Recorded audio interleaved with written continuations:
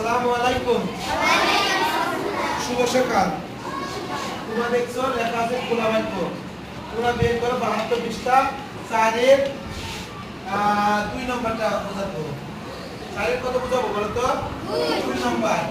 9 গুণ ভাগাভাগ আর থাকতে হলো 36 গুণ 2। ঠিক আছে? জেনে তুমি তুলো না। চলে আসো। আমার কাছে আসো। আমরা আমার কাছে আসো।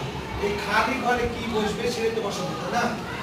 তাহলে এর আগে কি বললাম যে আগে বাম সাইডটা ঠিক রাখি, আগে ডান সাইডটা করে নিই, খালি ঘর সাইডটা ঠিক রাখি। তাহলে এখানে পা দিলাম মনে করো। তাহলে 9 গুণ আরো কাছে আসো। এই খালি ঘর এবার গুণ করো। এর গুণ আছে না? তাহলে গুণ করবো না। তাহলে 6 দুগুণ 12, 12 দুই হাতে 7 দুগুণ 3 দুগুণ 6 আর হাতে 7। কত হলো বলো? 72। এর আগে যে বললাম যে খালি ঘরটা বাম সাইডে রেখে দিলাম। কি রেখে দিলাম? এই সাইডে 72 লিখলাম। এটা কিসের আছে এটা বলো?